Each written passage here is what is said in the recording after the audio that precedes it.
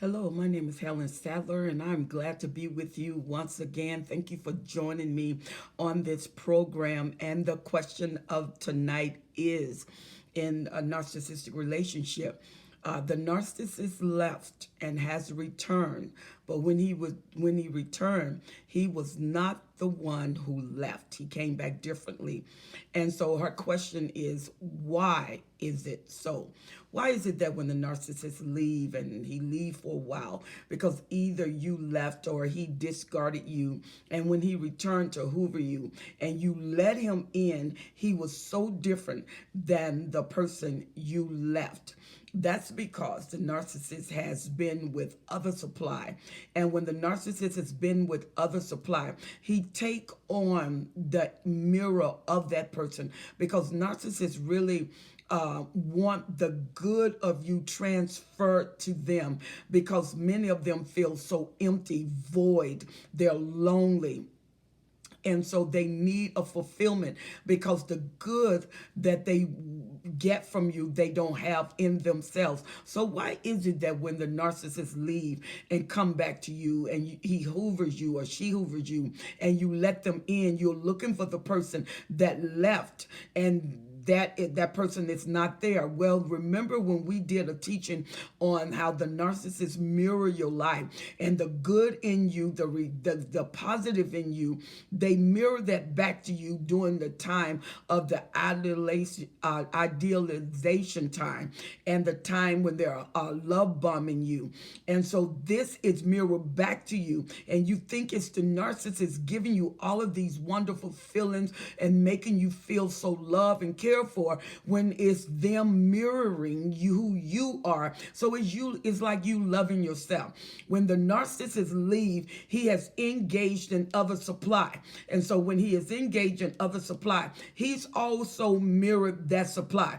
And based on how long and how much supply that he's engaged in and that he's mirrored, all of this mirroring is in him, and he's bringing that supply mode back to you. So if he's mirrored 7 other people and then he come back to you where there's several other people that he's mirroring, so he's bringing that to you. And so the narcissist that you once knew is dead. That is the walking dead. We call it the walking dead. When the narcissist come back and he's not the way, she's not the way as when she left, because she isn't. He isn't. He has involved himself. She has involved himself with other people and take on their personality, because you got to remember that the narcissist is like a sponge. They know how to absorb the different personality traits that you exhibit. And when they begin, because love, they don't love, they fuel. And because they fuel and they don't love, love is something that they get from you. It's something that you demonstrate. It's something that you release. It's something that you manifest. And during this time of manifesting, the narcissists take on that character, take on that manifestation. And so we give credit for something that we gave. We gave them that reflection. We gave them that aspect, and they took it on like a sponge. But the thing is, they don't keep it. They give it back to you. And they do that for love bombing. They do that to idealize you. They do that to build you, to stimulate you, to encourage you. Because the more you are around that narcissist, the greater the addiction is. And the more the narcissist can get in your mind and get in your life, get in your emotions, and soon get in your heart. And then you will find yourself yielding your life over, getting ready to go through the trauma that they usually take you to. So the walking dead has come back to hoover. The walking dead has come back to take on the mirroring of you. And that's why when the narcissist came back, he started to love bun you again, take you into that honeymoon phase, because because now that he's been out, you are different. And to get you to love him or her, to get you to join with him or her, to get you to connect with them or her, then what they need to do is take all of your good qualities and bounce that back to you, reflect that back to you, manifest that back to you, and get you to grow in love with yourself all over again. Fall in love. It ain't growing, it's falling in love with yourself all over again. And this now will start to cover on top of them being away and being with other supply, because the more you give yourself, the more time they spend with you, the more they'll pick up on your character trait. And it's almost like modularizing you. All the traits that he done had, all the supply he done had or she has had, she began to dismiss that until they calibrate and modularize down to your character, down to your traits, and then they go forth. Because when the narcissist hoover you, he's hoovering you, testing that, testing how you are, testing do you still love him, testing where he can get control or where she can get control. And you remember the love bombing, you remember the time they idealized you, and so you are just excited to have that narcissist back. You forget all the trauma, you forget all the gaslighting, you forget all the devaluation, because if you remember, you will remember the pain associated with having them there. And what the narcissists don't realize, sometimes when they are away and they've been with other supply, they come to you, you have no interest in the person who came. That's not the person who left. They look different. They've been involved in different situations. And so sometimes the narcissists come back. The attraction that you originally had with the narcissist is gone, and you're looking at them, and especially when you don't went through a no contact zone and the narcissists come back, you realize there may be that little catch, but it's not there like it was. You really don't desire them. And some of them come back, they look horrific. They look horrible, because it takes so much energy to get the fuel you need to idolize that supply, to honey bun that supply, to devalue that supply, to gaslight that supply. And so you're going through the different phase. You're going through your primary source, your secondary source. You may have your dirty little secret source, and then you may have your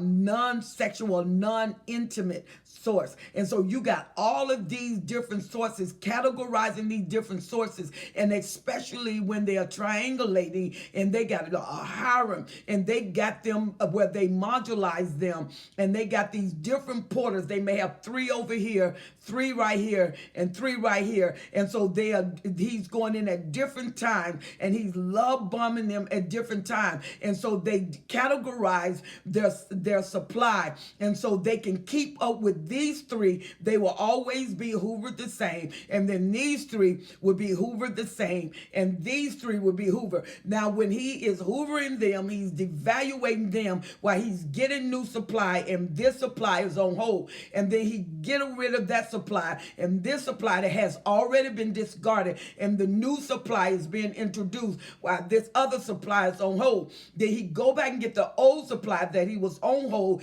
and the new supply now is going through the process of devaluation and trauma bonding. And when they go through trauma bond, then devaluation, then they go through discard. And now he's pulling them in because he's hoovering them just to go back. And so it's circular. Then you'll find that the narcissist never really, unless they just can't get supply, really release anyone he discarded or she discarded. They're planning to come back in the future and hoover that supply to see if they can get any fuel. And because of the matrix and the order that they have this supply in, it takes a lot for their narcissists, take a lot of energy. They're giving a lot of energy. They're giving a lot of time. That's why to hook a new supply, it usually takes 3 to 6 months to get that supply on, because you don't want that supply to go before you get it the way you want it, because then that supply can and get off the hook, and you never really get that supply to bond like you need it to bond with you, and then you can't traumatize it, because the first time your mask come off, the narcissist mask come off, that supply is traumatized and even get fearful and can escape. And so they don't want that supply to escape. And so they make sure they got the lure in there, the lure in there, and they take and pull that supply in. And when they pull that supply in, they go through the regimen to make sure that supply locked. Now, when you're dealing with your upper mid grade narcissist, your greater narcissist on every instance, with the greater narcissists by that time know who they are. The greater narcissists know what they're doing. The greater narcissists know if they do that, this is the reaction, this is the results. They are not ignorant of what they're doing, and they done had enough skill, enough time, enough supply to know that regimen. And some narcissists know that when they leave you, and they think that if let them just look on me again, let them see me again, and they will love me. Well, if you have been away, and that's narcissists have been with other supply, you're looking at that narcissist and you're finding them very unattractive, because they just been in too much, and they don't look the same. They look crazy. They look wore out. They look dry. They don't look fresh anymore. And so it's hard to hook you when you don't have desire. And that was what the question was asking. Why does my narcissist look so different than when he was with me? He's only been gone for 8 months. 8 months to a narcissist is a lot of time. That's a lot of supply. He can hook a lot of supply in 8 months.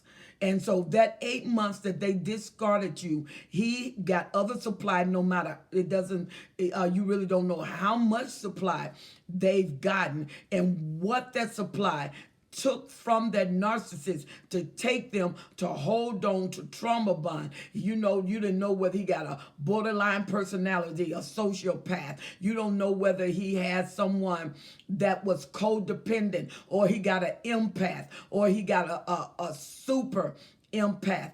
And all of these things matter, the supply that they dealt with, because the mirror that came from them, the reflection that came from them, would be with that narcissist. And that's what that narcissist in a Hoover is bringing back to you. And that's the thing that turned you off. You couldn't see yourself. You couldn't smell your fragrance. You couldn't see your character. The shape of the narcissist is different. The way he came onto you, the narcissist now you have to recall who you were, and they have you filed away. Now, the greater narcissists know the game. The upper mid narcissists good at the game. The lower narcissists and the lower mid-grade narcissists, they can struggle with remembering and recalling when they done had so much supply. So you have to know when you are being hoovered that even though you find that narcissist unattractive, if you keep dealing with that narcissist, all of the unattractiveness that you see in them will soon fade away, because you know that if you be around that narcissist, listening to their words, being around them, the addiction start to stir up, and you find that magnet locked to you, and then you're being pulled in, and you're wondering, how am I pulled in when I didn't even find them attractive? Well, the narcissist can be addictive. You don't have to find them attractive. You just have to engage. It's almost like they got a frequency that hooks up with your mind's frequency, and they start to will you in. When you go no contact, you have to stay away, move away. Don't conversate with them. Don't talk with them. Don't re-engage with them. And then when you find that they are unattractive, that is really an advantage for you to stay out, to stay put, to stay free, because you no longer have a connection. You don't have a heart connection. You don't have a mind connection. That has been severed through all of the previous supply before getting back to you. In this Hoover, that is your way out. Take it. Take advantage of that Hoover, of that escape valve, and stay away, because if you keep on, you invite them in for coffee, you invite them in for tea, you're going to find yourself getting weaker, and the narcissist may not do their move on you then, because he can see that you're slowly, he's chipping away. That wall was up, but as he stay with you, he'll notice he's chipping away at that wall, and you're slowly letting your wall down, because you are giving him more and more time. You're giving her more and more time. You wasn't answering the phone, you wasn't talking on the phone, and now you're talking on the phone, and one conversation lead to another conversation, and you're FaceTiming, and then your next thing you know, you're on social media, you're meeting for dinner, you're meeting for lunch, you're meeting for breakfast. All the time you spend with the narcissist is an addiction prone that is getting ready to really cause some devastation in your life, because the person you think is different, he may be different from the reflective supply, the mirror supply, but he's still a narcissist, and the narcissist will demonstrate his personality disorder. So you're going to end up getting the same thing: gaslighting, word salad, devaluation, discard, and it will continue, and you will find yourself years and years and years of going in circles and going around with the same thing. It's the same discord, it's the same trauma bonding, it's the same gaslighting, it's the same. Nothing changes. It's a change when he gets you, he knifes, and when they hoover you,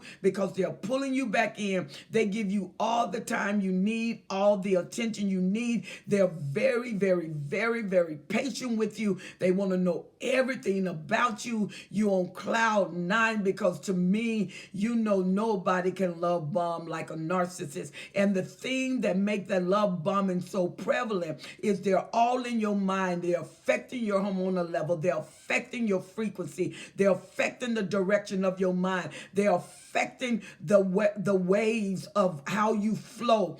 And then they're taking control. They're getting information out of you that you think is about you, and it's not. It's about him, so they can use it at a later time when they're doing a smear campaign. And so you are forgetting what you went through. You are forgetting why you found relief in the no contact order. You are forgetting that. And then when the narcissists come, you had an opportunity to stay out of it, to stay free, because you were not even attracted to their initial arrival. You found them repulsive. You was thinking what happened. You was thinking, how could I have ever falling for them in the first place, where the person that you are denying is not the person you fell for. They was able to reflect your character and give that back to you, take on who you were, absorb who you were, and squeeze that out into your life again. A sponge full, and they squeezed it back in your life, and you thought it was just the most amazing thing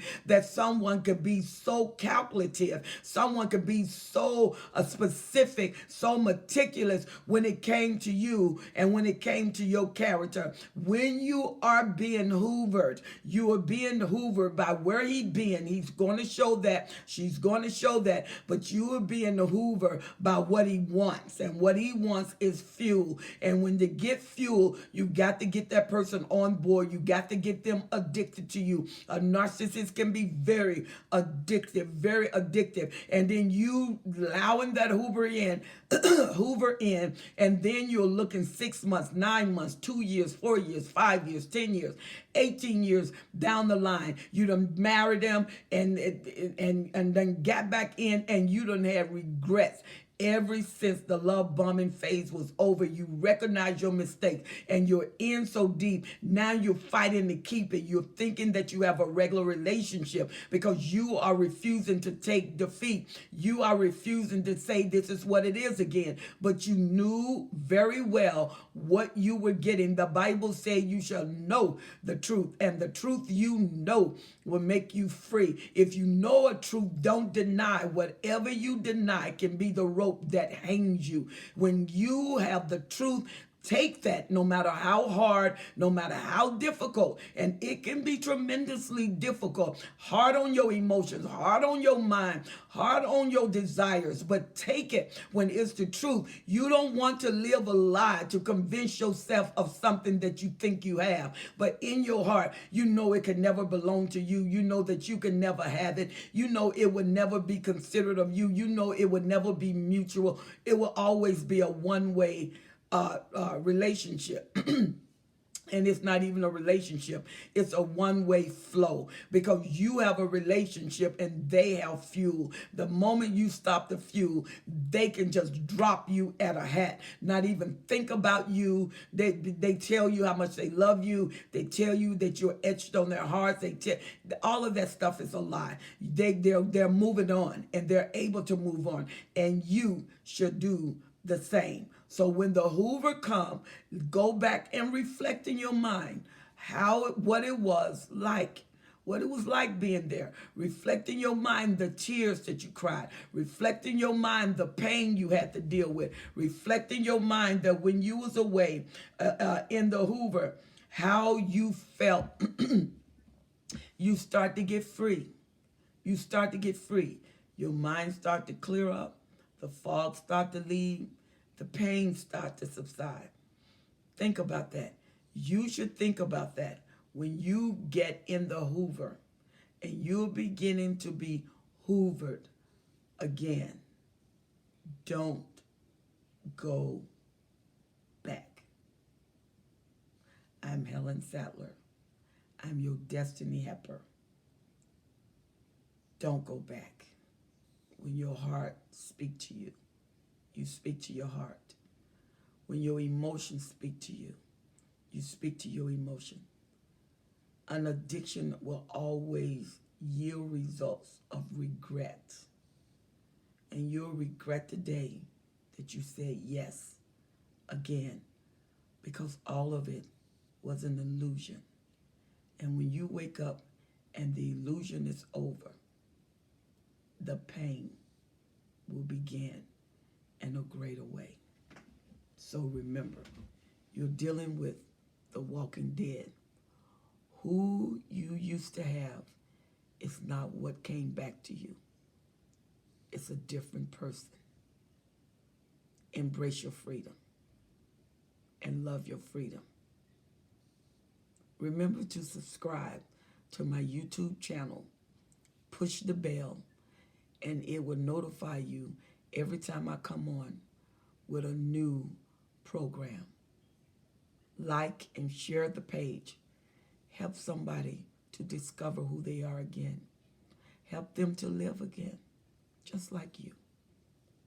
And remember, you don't have to respond to the Hoover, and you definitely don't have to go back. I'm Helen Sattler. I am your destiny